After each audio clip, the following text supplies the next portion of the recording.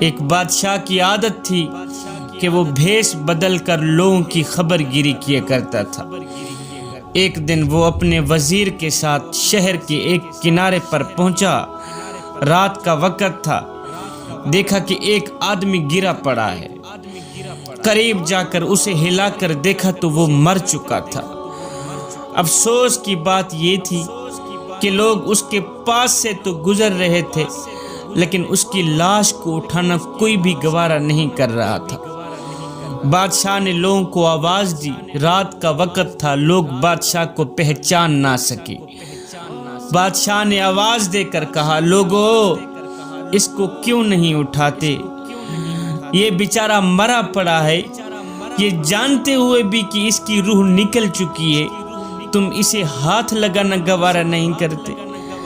لوگوں نے کہا، او میاں یہ تو بڑا ہی گنہگار شخص ہے، بدکار شخص ہے، فاسق ہے، فاجر ہے، یہ روزانہ گندی عورت کے پاس جاتا ہے، روزانہ شراب پیتا ہے، اس لیے ہمیں اس سے بہت نفرت ہے، نفرت کی آگ ہمارے اندر جلی ہوئی ہے، اس لیے ہم اسے نہیں اٹھا رہے۔ خیر بادشاہ اور وزیر نے یہ لاش اٹھائی، اس کے گھر لے گئے۔ بیوی نے جیسے ہی خاوند کی لاش دیکھی تو خون کے آنسو رونے لگی، رو کر کہنے لگی، ہائے میں گواہی دیتی ہوں کہ میرا خاوند اللہ کا ولی ہے۔ بیوی رو کر کہنے لگی، میں گواہی دیتی ہوں میرا خاوند اللہ کا محبوب ہے، اللہ کا دوست ہے۔ بادشاہ اور اس کا وزیر بھی ساتھ میں کھڑے اس بیوی کا رونا دھونا سن رہے تھے۔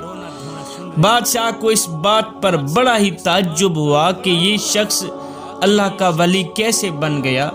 لوگ تو اس کے گناہوں کی گواہی دے رہے تھے کہ یہ تو گنہگار شخص ہے، بدکار ہے، سیاہکار ہے، جبکہ اس کی بیوی کہہ رہی ہے کہ میرا شوہر اللہ کا ولی ہے، اللہ کا دوست ہے۔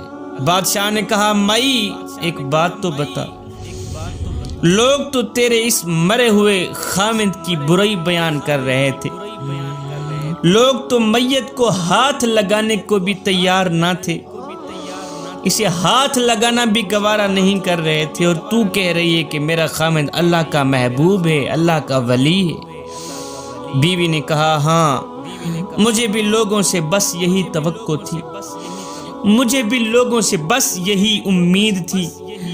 دراصل کہانی یہ ہے، حقیقت یہ ہے کہ میرا خاوند روز شراب خانے جا کر شراب خریدتا، شراب خانے جا کر شراب خریدتا، گھر لا کر گھڑے میں بہا دیتا، شراب خریدتا، گھر لا کر گھڑے میں بہا دیتا، اور ساتھ میں کہتا، چلو کچھ تو گناہوں کا بوجھ مسلمانوں سے ہلکا ہوا۔ جو شراب خرید کر میں نے گھڑے میں ڈالی ہے، اگر یہ کوئی اور لے جاتا، یہ کوئی اور شخص خرید کر لے جاتا تو پیتا، ساری رات گناہوں میں گزرتی۔ چلو آج کی رات ایک شخص کی گناہوں کا بوجھ تو مسلمانوں سے ہلکا ہوا۔ شراب خرید کر آتا، گھڑے میں بہا دیتا۔ اسی طرح میرا شوہر رات کو بری عورت کے پاس چلا جاتا، ایک گندی اور گھٹیا عورت تھی جو 2 نمبر کام کیا کرتی تھی، اس عورت کے پاس چلا جاتا، اسے ایک رات کی اجرت دے کر کہتا کہ اپنا دروازہ بند کر لو، آج کی رات کوئی بھی تیرے پاس نہ آئے، آج کی رات کوئی بھی گناہ نہیں کیا جائے گا۔ اللہ اکبر۔ میرا شوہر گھر آ کر کہتا، الحمدللہ آج اس عورت کا اور نوجوان مسلمانوں کی گناہوں کا میں نے کچھ بوجھ ہلکا کر ہی دیا ہے۔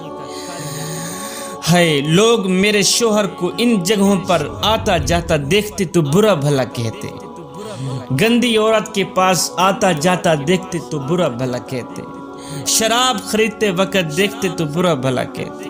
میں اپنے شوہر کو کہتی کہ جب تو مرے گا نہ تو لوگ تجھے غسل دیں گے، نہ تو جنازہ پڑھیں گے، اور نہ ہی تیری تدفین کی جائے گی، لوگ تو تجھ سے بڑی نفرت کرتے ہیں، نفرت کی آگ ان کے دل میں جلی ہوئی ہے۔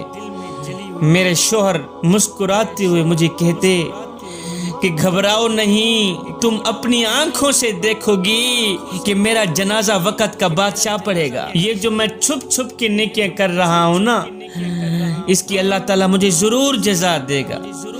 میرا جنازہ وقت کا بادشاہ پڑھے گا، میرا جنازہ عالم دین پڑھائے گا، بڑے بڑے اکابر اولیاء میرے جنازے میں شرکت کریں گے، اور یہ اپنی آنکھوں سے دیکھو گی تو۔ یہ سن کر بادشاہ رو پڑا، رو کر کہنے لگا مائی بس میں نے بھیس بدلا ہوا ہے، دراصل میں خود ہی بادشاہ ہوں، میں خود ہی بادشاہ ہوں۔ انشاءاللہ صبح ہم خود ہی تیرے شوہر کو غسل دیں گے، ہم خود ہی تیرے شوہر کا جنازہ پڑھیں گے، عالم دین تیرے شوہر کا جنازہ پڑھائے گا، اور اکابر اولیاء بزرگان دین تیرے شوہر کے جنازے میں شرکت کریں گے۔ ہے نیک نے نیک سمجھا، بد نے بد جانا مجھے، بس جس کا جیسا ظرف تھا اتنا ہی پہچانا مجھے۔